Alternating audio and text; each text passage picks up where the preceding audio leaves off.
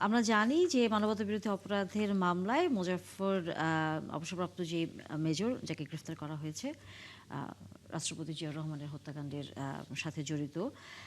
আ আপনার কাছে একটু আসতেই চাই মোহাম্মদ শহীদুল ইসলাম। সেটি হচ্ছে যে এতদিন কেন লাগলো তাকে আসলে গ্রেফতার করতে? তাকে তো আসলে উনি তো একলা পালিয়ে যাননি। হুম, ওই সময় আপনার ৪৫ বছর আগে যখন ঘটনাটা ঘটে, আপনার চট্টগ্রামে ওরা যে বিদ্রোহ করে, তখন এই বিদ্রোহটা দমন করতে হয়েছে। হুম, কুমিল্লা সেনানিবাস থেকে সৈন্য যেতে হয়েছে। অনেক কিছু ঘটেছে। তারপরে না তারা আত্মসমর্পণ করেছে। কিন্তু সে সময়ে কিন্তু আরো অনেকে পালিয়ে যেতে ধরেছেন। হুম, যেমন জেনারেল জিয়াউর রহমানকে যিনি মূলত গুলি করেছিলেন, তিনি হচ্ছেন লেফটেন্যান্ট কর্নেল মতিউর রহমান। উনি এবং আরেকজন হচ্ছেন লেফটেন্যান্ট কর্নেল মাহবুব। ওনারা পালিয়ে যাওয়ার সময় সেনাবাহিনীর সাথে গোলাগুলিতে দুজন কিন্তু নিহত হন। আচ্ছা, তারপরে আরেকজন ছিলেন আপনার মেজর মঈন। এই যে আমাদের মিডিয়াতে কিন্তু অনেক বা অনেক জায়গায় বলা হচ্ছে যে একমাত্র জীবিত মেজর মোজাফফর, এটা কিন্তু কথাটা ঠিক না।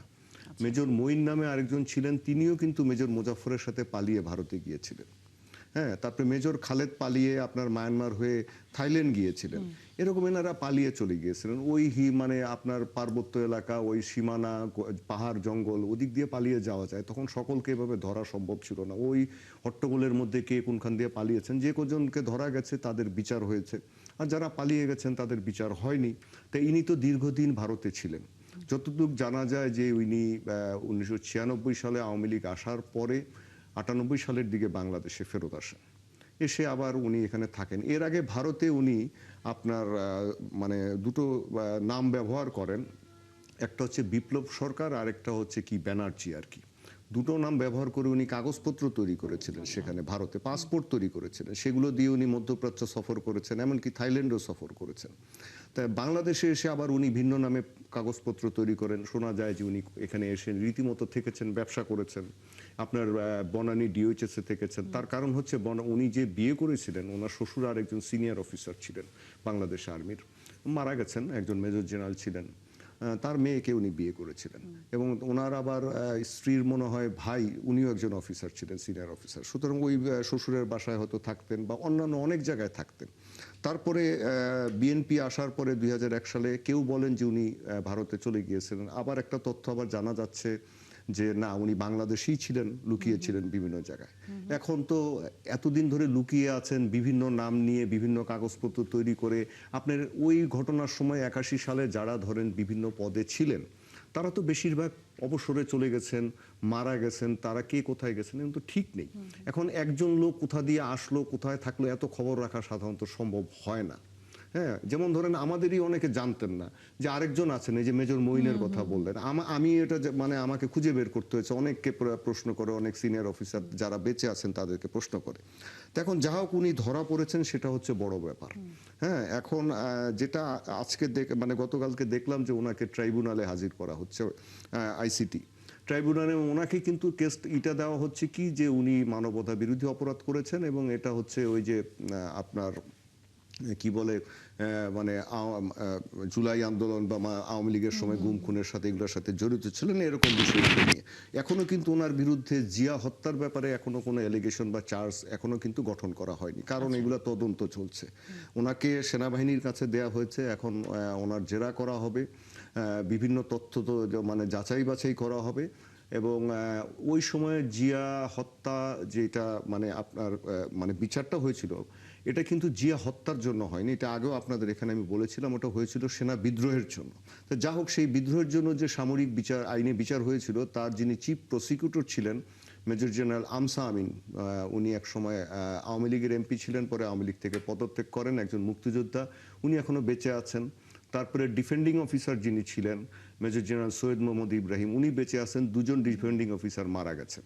তো এখন এরকম ওই মানে সে সময় সেনা সদর দপ্তরে গুরুত্বপূর্ণ পদে কেউ ছিলেন কিনা, কেউ কেউ বেঁচে আছেন কিনা, এরকম বিভিন্ন দিক দিয়ে হয়তো তথ্য নিয়ে যাচাই বাছাই করে এক সময় হয়তো বিষয়টা সিদ্ধান্ত নেওয়া হবে। তবে হুম, স্বরাষ্ট্রমন্ত্রী বলেছেন যে এটাকে সামরিক আইনে বিচার করা হবে। হুম, আবার এদিকে আজকে মানে গতকালকে তাকে আইসিটিতে দেওয়া হল। তা হুম, সুতরাং আমরা এখনো বুঝতে পারছি না, মানে এটা আমি মনে করি হুম, যে হুম, সরকার আসলে জিনিসটাকে কিভাবে মানে ডিল করবেন।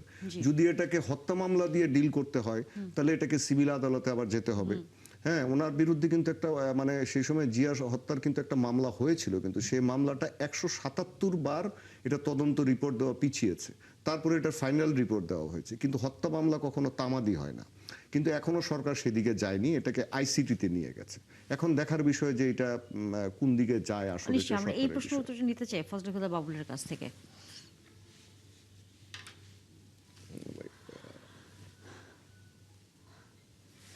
দেখুন, আইনগত ব্যাপারে আমি খুবই অজ্ঞ এই বিষয়গুলোর ব্যাপারে।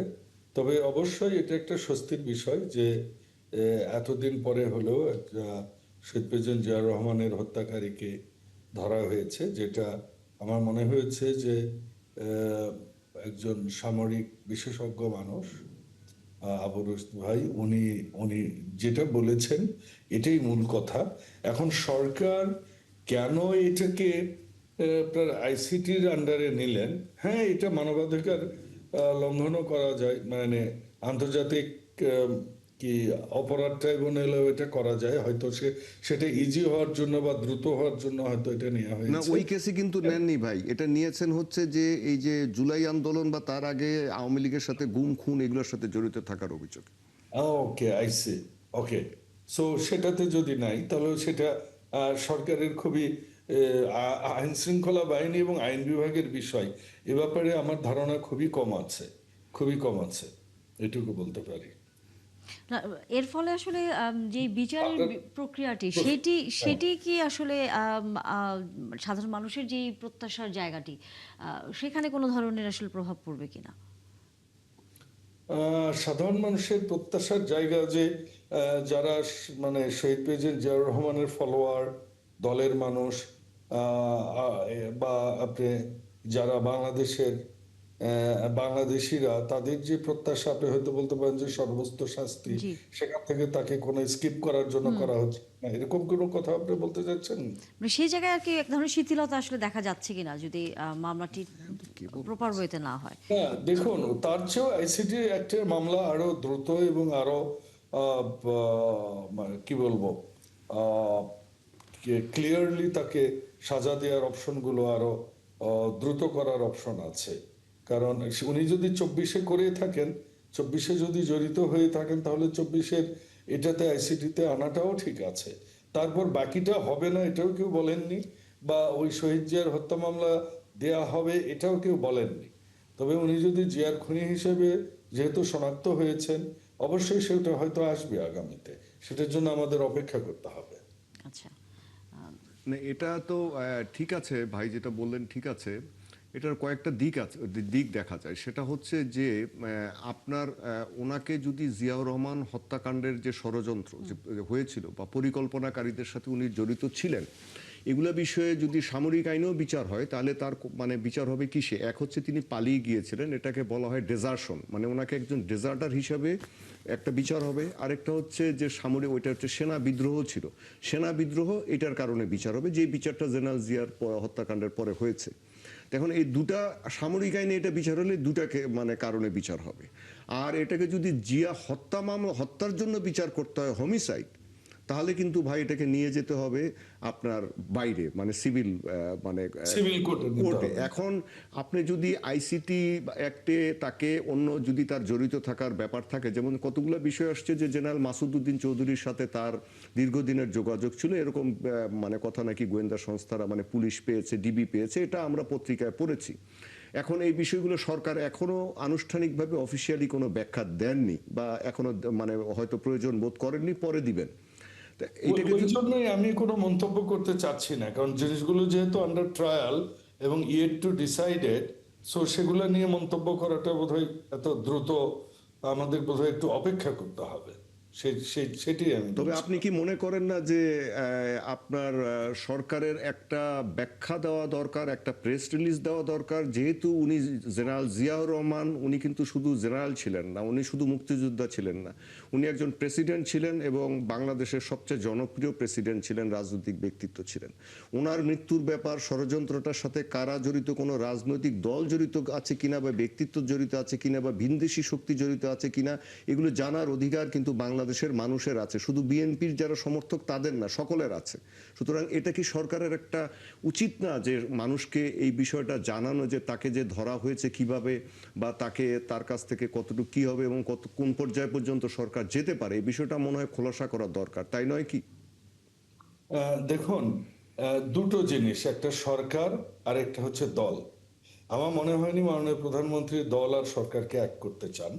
তো সেক্ষেত্রে দলের এক ধরনের স্ট্যান্ড থাকতে পারে, আর সরকারের স্ট্যান্ডগুলো সরকার কখন প্রেস রিলিজ দিবেন বা দিবেন না, বা নিজস্ব ধাঁচে চলবেন, বিচার বিভাগ এবং আইন শৃঙ্খলা বাহিনীর উপর ছেড়ে দিবেন, কোর্টের উপর ছেড়ে দিবেন, সেটা একান্তভাবেই সরকারের ওই পার্টিকুলার বিভাগগুলোরই সিদ্ধান্ত হওয়া উচিত।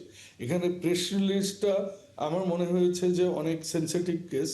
সো আমার মনে হয় সেটার জন্য হয়তো আমাদের অপেক্ষা করতে হবে। আচ্ছা, সেটার আমরা জন্য আসলে সেই অপেক্ষায় থাকলাম নিশ্চয়ই। আজকে আসলে আলোচনা এখানে শেষ করতে হচ্ছে। ফজলুল হুদা বাবুল ধন্যবাদ এবং ডক্টর মোস্তফা ফয়সাল পারভেজ আপনাকে ধন্যবাদ।